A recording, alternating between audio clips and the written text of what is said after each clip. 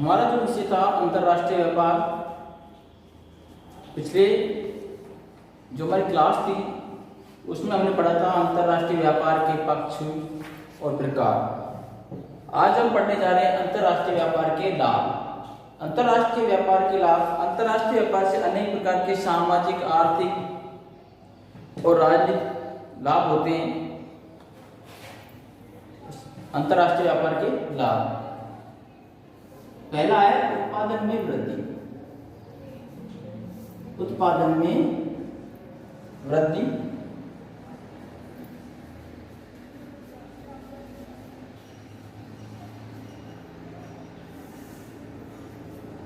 उत्पादन वृद्धि। अंतर्राष्ट्रीय व्यापार में संलग्न देश किसी वस्तु में विशिष्टीकरण प्राप्त कर लेते हैं।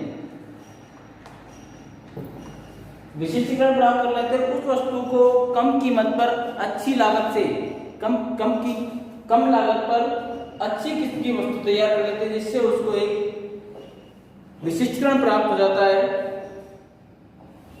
इसलिए वह अन्य वस्तुओं की बजाय वो वस्तु विशेष के उत्पादन पर अधिक ध्यान देता है और जिसके परिणाम स्वरूप उत्पादन में वृद्धि होती है।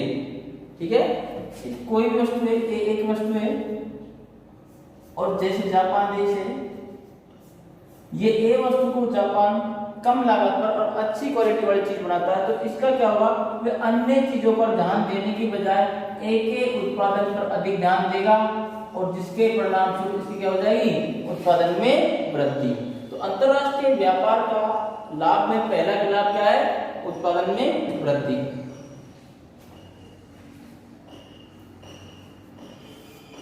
दूसरा जो लाभ है, राष्ट्रीय आय में वृद्धि।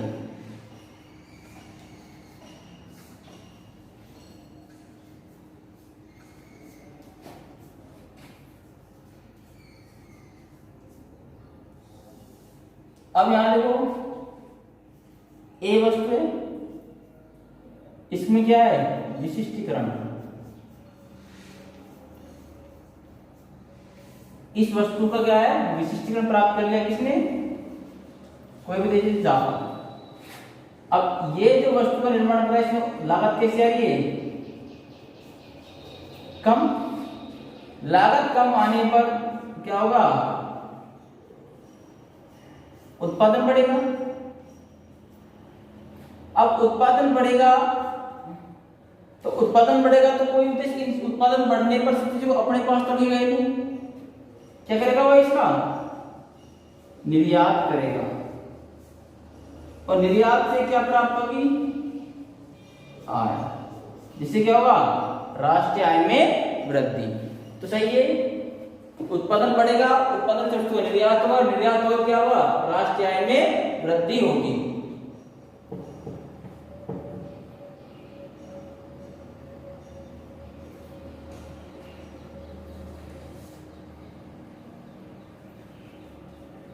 अतिरेक लाभ,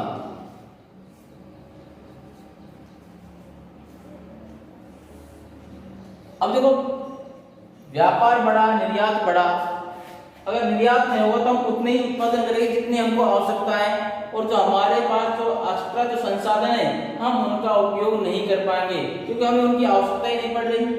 अब निर्यात बढ़ा है, उत्पादन बढ़ा है, तो हम क्या सोचेंगे, जो हमारे पास जो संसाधन व्यर्थ पड़े हैं, पूंजी, भूमि, श्रम, उन सब काम क्या है, उपयोग में लेकर उत्पादन बढ़ा सकते हैं और अपने निर्यात में वृद्धि। तो क्या होगा, अतिरेक लाभ, जो हमारे पास व्यर्थ जो संसाधन पड़े, अगर हम निर्यात नहीं कर रहे हैं, तो ये जो वस्तु उसका उत्पादन इतना ही करेंगे जितनी हमारे पास हमको आवश्यकता है, जितनी हमको आवश्यकता है केवल उतना ही उत्पादन करेंगे। लेकिन जब हम व्यापार कर रहे हैं, निर्यात कर रहे हैं, तो हम जितना चाहे उत्पादन करने से क्या होगा, निर्यात। इसलिए हमारे पास जो एक्स्ट्रा संसाधन पड़े थे, भूमि, श्रम, पूंजी, हम उसका भी क्या है, इस्तेमाल कर सकते हैं। अगला है संसाधनों का कुशल उपयोग। चौथा जो लाभ है, संसाधनों का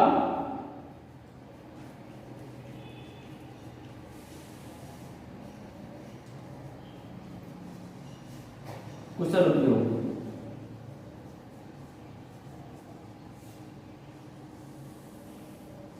संसाधनों का कुशल उपयोग। अंतरराष्ट्रीय व्यापार में प्रत्येक देश प्राय उन वस्तु उत्पादन में वैश्वीकरण प्राप्त कर लेते हैं जिनके उत्पादन में अधिक कुशल होते हैं और तुलनात्मक दृष्टि से संसाधनों की कुशल प्रयोग किया जा सके। अब कोई भी देश हो जिसके पास जिस वस्तु के लिए संसाधन उपलब्ध थे वह उन संसाधनों का कुशलतम उपयोग करके उसके और उत्पादन में वृद्धि कर सकेगा।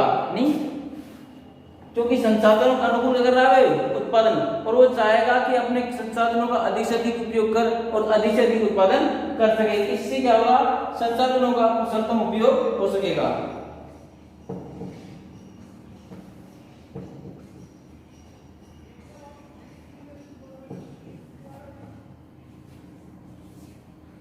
पांचवां, श्रम विभाजन तथा विशिष्टीकरण।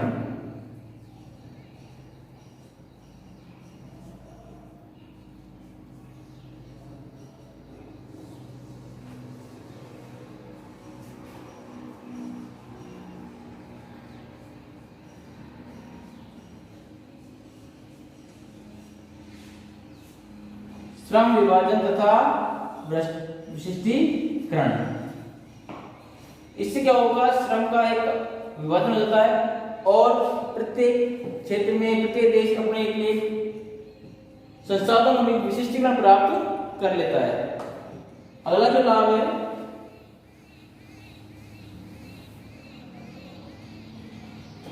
बाजार का विस्तार। 6 नंबर बात करें हम बाजार का विस्तार।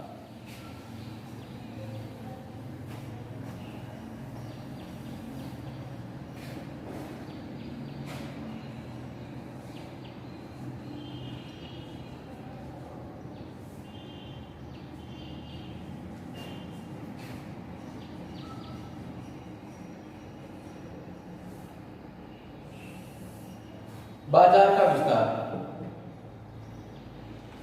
अंतरराष्ट्रीय व्यापार से किसी देश की सीमाओं का बाजार को सीमा क्या होता है, विस्तार। कोई भी देश हो अंतरराष्ट्रीय व्यापार से एक देश से दूसरे देश से क्या होगा, संबंध स्थापित होगा। जिससे क्या हो रहा है, जैसे भारत है, भारत अमेरिका के साथ अपने व्यापार कर रहा है, तो अब भारत का बाजार कहां तक हो गया, अमेरिका तक कहां तक हो गया, अमेरिका तक भारत के बाजार का विस्तार हो गया। जिससे क्या होगा, जो जिस वस्तु का निर्माण कर रहे हैं उस वस्तु का विस्तार होगा, विस्तृत, और उसका बाजार कैसे होगा, विस्तृत हो जाएगा।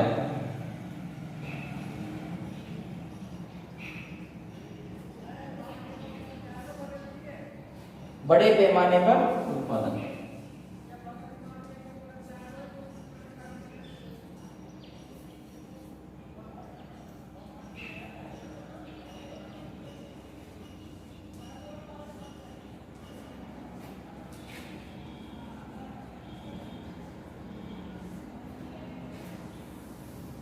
बड़े पैमाने पर उत्पन्न। विदेशी व्यापार कारण बाजार क्षेत्र के विस्तार से देश में अपने प्राकृतिक संसाधनों का अनुकूलतम उपयोग की सुविधा प्राप्त होती है। नहीं, जब बाजार बड़ा होगा तो मांग भी अधिक होगी, जिससे किसी देश के पास संसाधन है उनका वो अच्छे से उपयोग की सुविधा प्राप्त हो जाती है और मांग को देखते हुए वे अपने उत्पादन में वृद्धि करने लगता है। जिससे क्या होता है, उत्पादन बढ़ने लगता है। वस्तुओं एवं सेवाओं की उपलब्धता।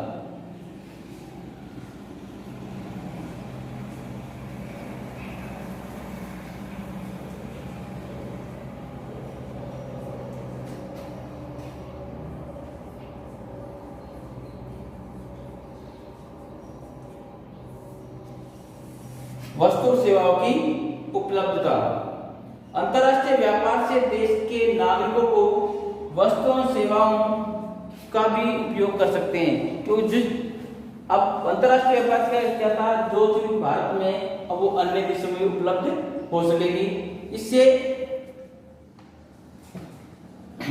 प्रत्येक देश में प्रत्येक वस्तु उपलब्ध हो सकेगी तथा जिन देशों में उस वस्तु का उत्पादन नहीं होता वहां भी वे वस्तु क्या है, अंतरराष्ट्रीय व्यापार के कारण उपलब्ध है, जिससे क्या होगा, वस्तु सेवाओं के बाजार में विस्तार होगा और प्रत्येक वस्तु प्रत्येक देश में आसानी से उपलब्ध हो सकेगी। मूल्यों में समता।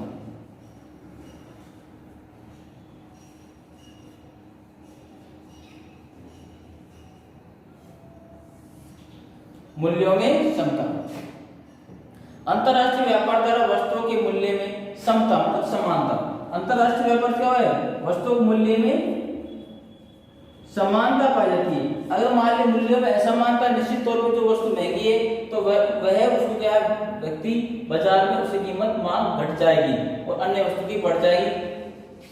ए और बी दो वस्तुएं, दोनों में गुणवत्ता समान है, अगर इनके मूल्य में उतार चढ़ाव है, असमानता है, निश्चित तौर पे जिस वस्तु का मूल्य अधिक होगा उस वस्तु की मांग बाजार में क्या है, घट जाएगी। इसलिए प्रत्येक देश या कंपनी अपनी मनमानी कीमत पर किसी वस्तु को नहीं बेच सकती, इसलिए क्या मूल्यों में समानता स्थापित होती है।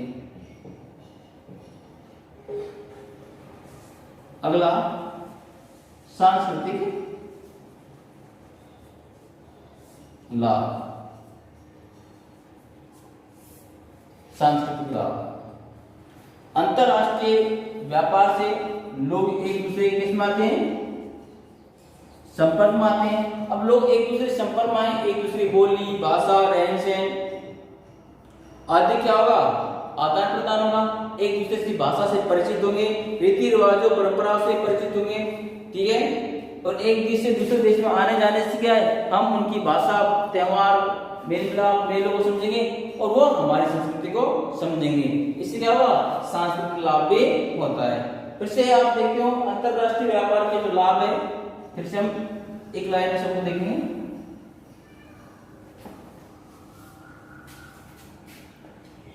अंतरराष्ट्रीय व्यापार के लाभ में पहला है उत्पादन वृद्धि।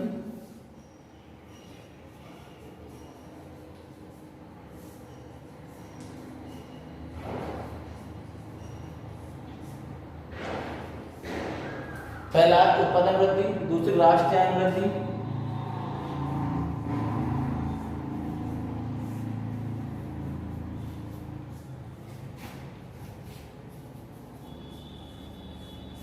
दूसरा राष्ट्रीय आय वृद्धि, तीसरा अतिरिक्त निर्गमन।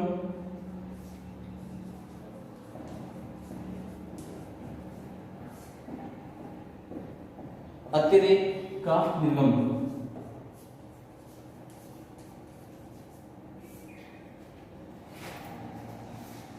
अतिरिक्त का निर्गमन, संसाधनों का कुशल उपयोग,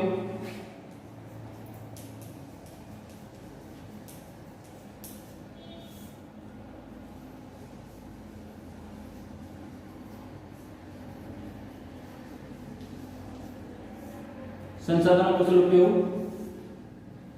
पांचवा आया श्रम विभाजन तथा विशिष्टीकरण।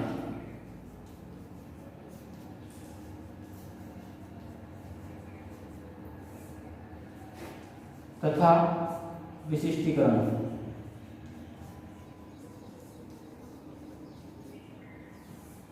विशिष्टीकरण बाजार का विस्तार,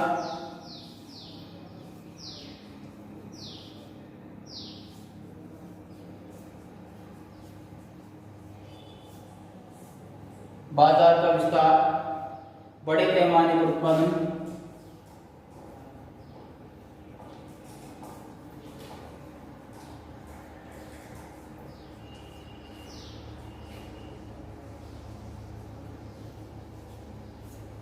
उत्पादन, वस्तु और सेवाओं की उपलब्धता,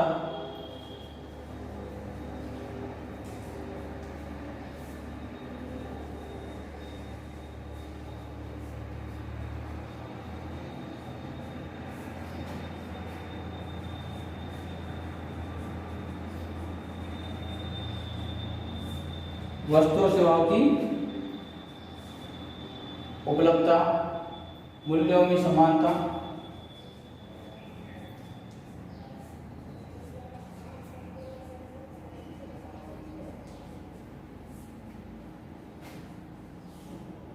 सांस्कृतिक लाभ।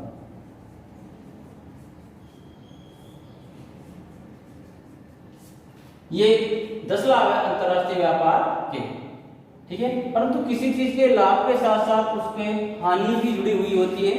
इनको जो हमारी अगली क्लास होगी अंतरराष्ट्रीय व्यापार की हानियों को उसमें देखेंगे।